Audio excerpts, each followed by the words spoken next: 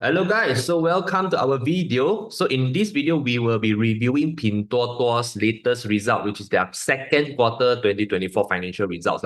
And I will also tell you, all right, unfortunately, all right, the BIA team's decision on no longer following Pinduoduo already. All right, so this is our reasons. All right, so stay tuned. So number one, Pinduoduo has already released their results, and let me tell you, this is quite respectable. All right, it's quite good because you see, their total revenues grew by 86%. Yeah, but what's there to complain about? Operating profit, increased 156%, and their net income increased by 144%. So overall, you can see this company here grew at a very high second digit, all right, and their operating profit and net income grew at triple digits. So it's a very fast growth company. But then again, all right, why? Why Pinduoduo, when they release their results, they crash around 30%. Right, as of today, it's a total drop of around 36%. Yeah. So what's really happening here? Now, in my view, the result is quite okay, no issue here. But after going through, the issue actually comes when the earnings call. All right, during the earnings call, and it's how the management, reveal the information and everything, and it's also part of the reason why the BIA team decided, not to continue follow Pinduoduo until the management change their way of revealing information to shareholders. Yeah. So this is our findings, and we are here to share with you that. Yeah. So the results here I've already shared with you guys. So it's quite respectable. I have no complaints about it. It's a very fast growth company. Okay. The issue is when we all analyze their earnings call. Yeah. So number one, what the management told us is Pinduoduo is facing new challenges. Okay, with very intensifying competition, and there's a lot of uncertainty in their business. So this is the problem. When you start with the earnings call with such a doom and gloom outlook, and a lot of negativity, right? Then shareholders don't really like it. So you can see this co-CEO Lei Chen here, straight away, say the results. But then after that, we are seeing many new challenges ahead, changing consumer demand, intensifying competition, uncertainty. That sets the tone already, okay, on the future outlook of your company. So what I'm telling here is the management started the call with a very challenging outlook, and then this contributed to a negative sentiment on Pinduoduo stock price already. Yeah, but then again, this is the thing about Pinduoduo. I also read Baba's latest earnings together with JD. In their earnings, the management sang a very different tune than Pinduoduo. Okay, so they were quite optimistic, okay, on their business. Okay, but Pinduoduo was very, very pessimistic. So my conclusion is either Baba and JD or Pinduoduo is lying, or or Baba and JD is telling the truth and they are taking market share from Pinduoduo already. But you see, that's the thing about investing in China companies, especially in e-commerce. They don't reveal a lot of information. So we don't have data from these three to confirm this assumption. For example, their GMV, their gross merchandise value, is a very important data to judge the performance of e-commerce companies. But too bad we don't have this kind of information from them. Yeah. Okay. So because of this, another thing is that the market, so-called don't really like Pinduoduo's result is because they have been growing, accelerating at an accelerating rate at a triple-digit rate. The last quarter, they grew at 132%. This time, they grew 86%. So it shows us there is a bit of a slowdown already. And we need to find out why this slowdown, okay, and where does it come from.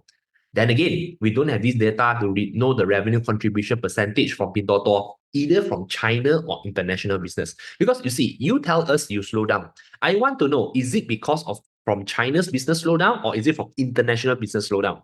And the second thing is, what is the percentage of revenue contribution? If it's a lot from, let's say, for example, 50% of your revenue comes from international business, and the slowdown comes from international, then yes, all right, this will really affect your future business because it contributes a whole chunk of your business.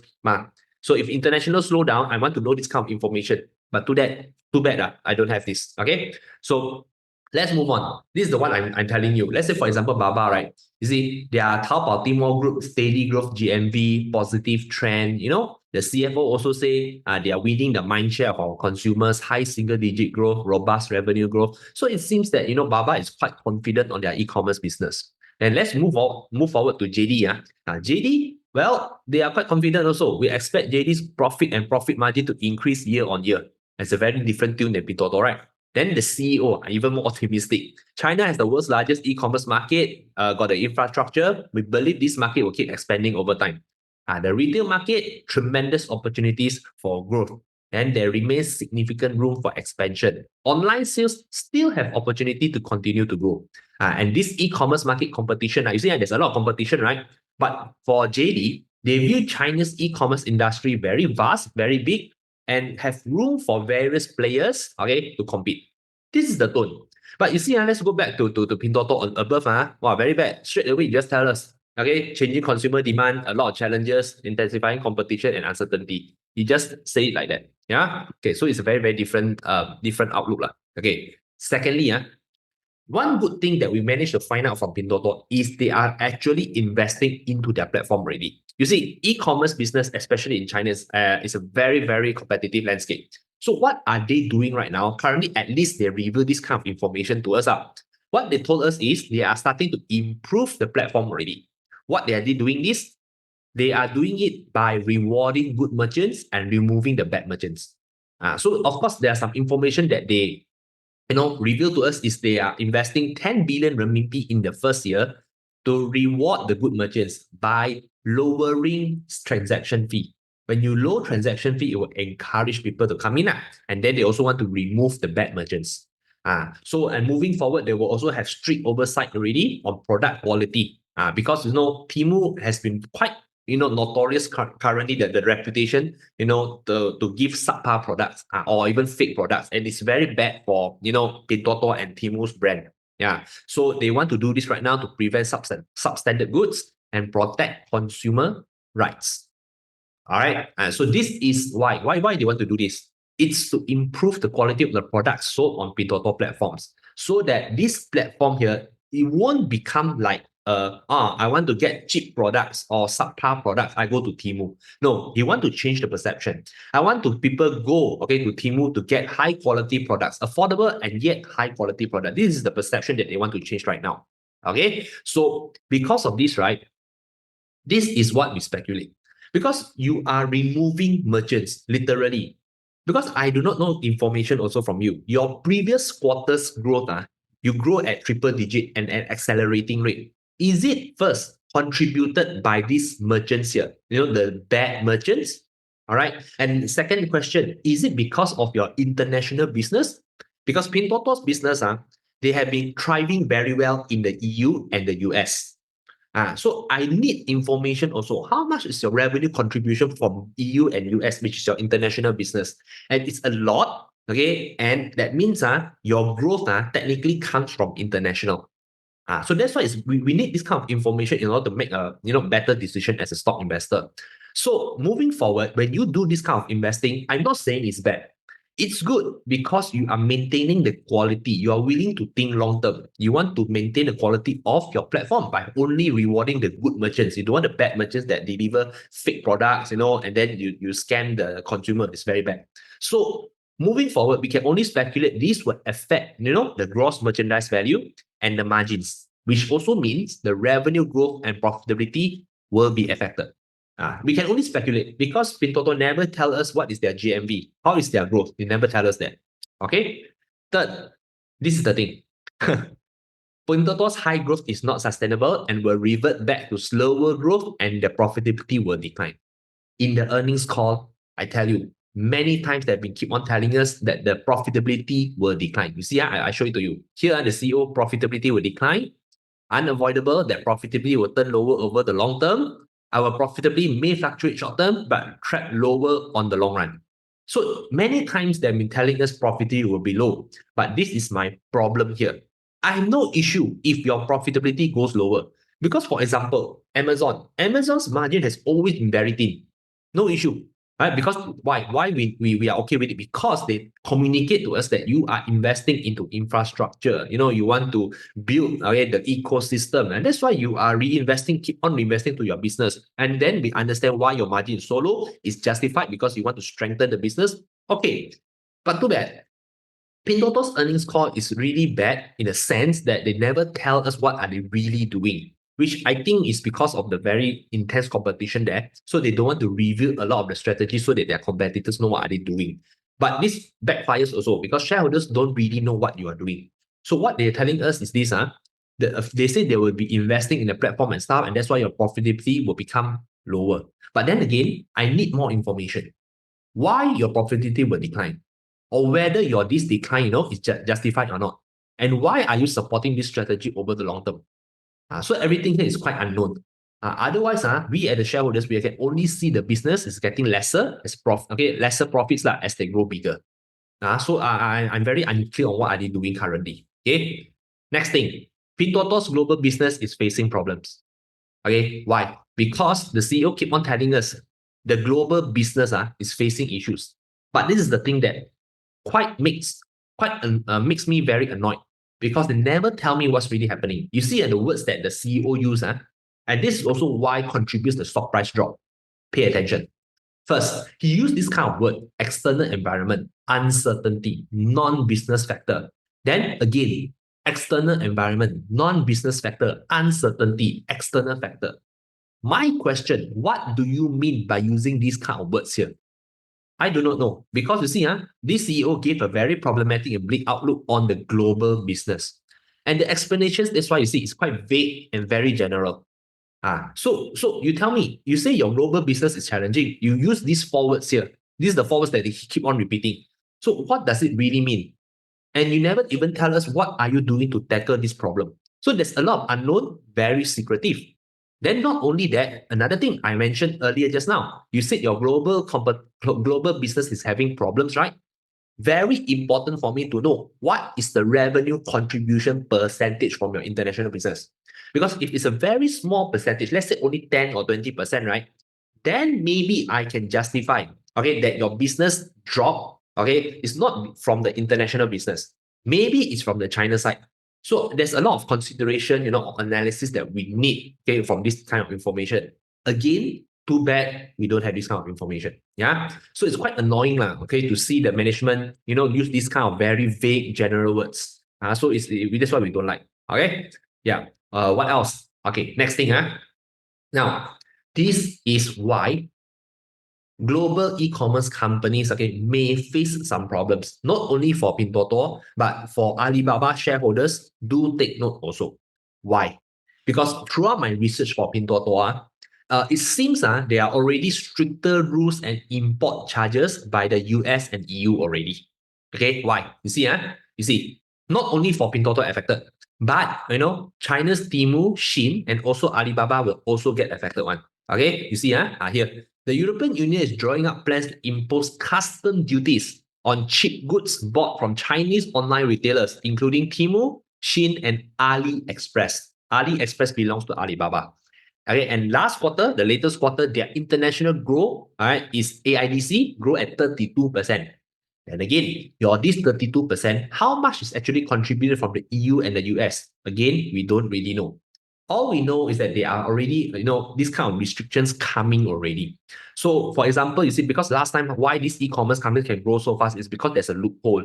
If your product is below 150 euros, it's duty-free. There's no tax. That's why it can keep having a very low price. And that's why the local people, they cannot fight. Yeah. So you can see, for example, you see, 2 billion parcels with a declared value of less than 150 euros arrived in the EU from outside countries in 2023.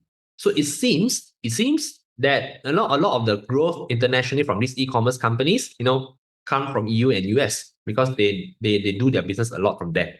Yeah. So this is EU. US also facing the same thing already. Yeah. What's happening is that now in the US, the crackdown already, handling billions of dollars in inexpensive online shopping orders from giants like what? Shein and Temu. Okay. So in short, what they are telling us, low price products, especially for e-commerce companies, they are doing a lot of restrictions already. So currently, right now, they suspended multiple brokers, in order to clear this product. Because they said they are quite worried over concerns that, contraband is being brought into the country this way.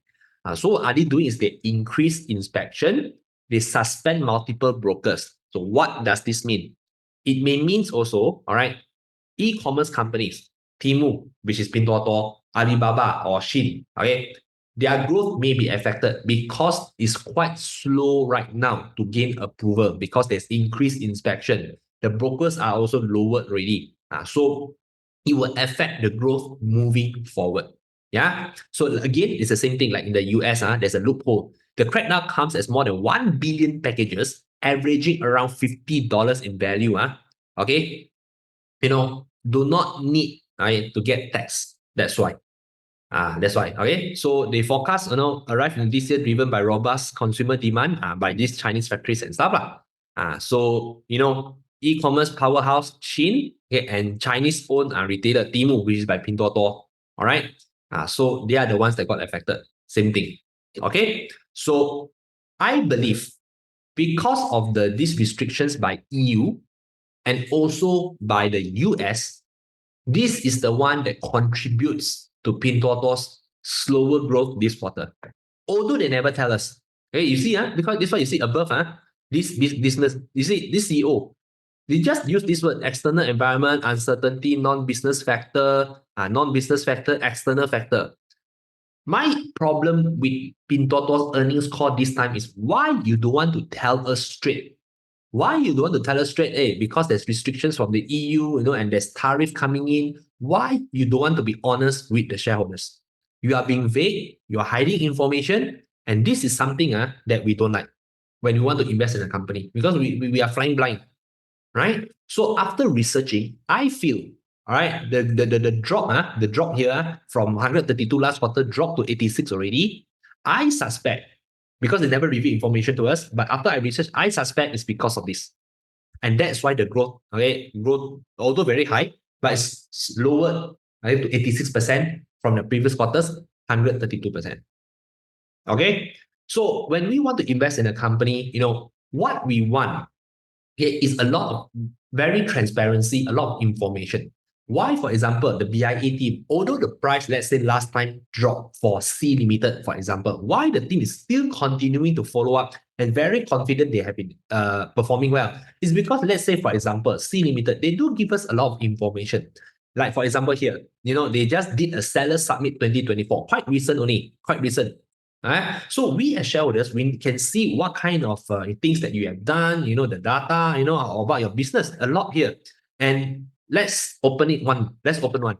For example, this one. Okay, the seller summit, they do share this kind of information. Let's say when we read, C Limited Shopee. Wow, Shopee #1 right now, based in Southeast Asia. And their competitor has a very wide lead. So this gives us a bit of a confidence. They are currently now #1, really one, and they share with us their data compared to other competitors in Singapore. Let's say, for example, 57% market share, Malaysia 62% market share, Thailand 44%, Indonesia 64%, and then Vietnam 60%.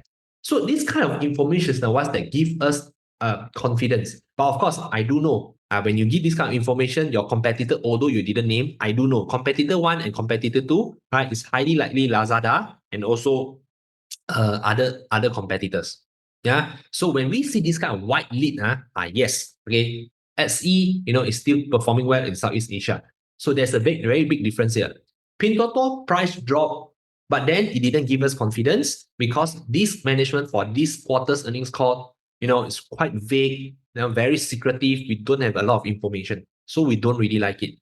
SE last time price also dropped. But why the BIA team continue to follow up, quite confident into their performance? And that's why we hold it until for 1 year later. I already mentioned in my previous video, the price went up for more than 100% already.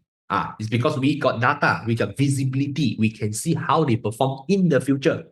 Pinduoduo, we cannot do that. All right, so let's go back, as a summary. Okay, let's go back as a summary here. So the team's investment thesis again, results for Pinduoduo is seriously good. I have no problem. But Pinduoduo right now is not revealing any important info and KPIs as an e-commerce company for us, the shareholders, to track your business. You see, they never show in their earnings. It's just like that. This kind of information. You just give me basic revenue, operating profit, net income, and then your other expenses. That's all. I kid you not. It's just like that. If compared to other companies, let's say, for example, this company, C Limited, why we are confident? Because they give us a lot of information. I know how to assess. I can keep track your business, your performance, this kind of information that we need. But too bad, Pinduoduo don't have. Okay, they only provide us basic financials. Then earnings call is very vague, very general, very secretive tone. Okay, and then they straight away give us a very conservative outlook. So let me repeat, Pinduoduo, we stopped following. It's not because the company didn't perform well. It does perform well. But then again, the reason why the BIA team don't really want to follow Pinduoduo already is because there's too little information. And there's too much unknown to continue follow Pinduoduo, okay, for us to make an accurate assessment and a safe investing decision. Okay, so please take note, this is about your investing process. It's not about stock selection. Yeah, Pinduoduo, if you give me a lot of information, the way we analyze and we can foresee, okay, that your business is still good and can recover in the future, although the price drop, then yes, we may continue to follow. But sorry to say, all right, we don't have a lot of information. So this is why we decided to stop following Pinduoduo for now until the management decided to change how they review their company's information and their earnings call. All right. So this is all about Pinduoduo. All right. So again, see you guys on our next video then. Okay, bye-bye.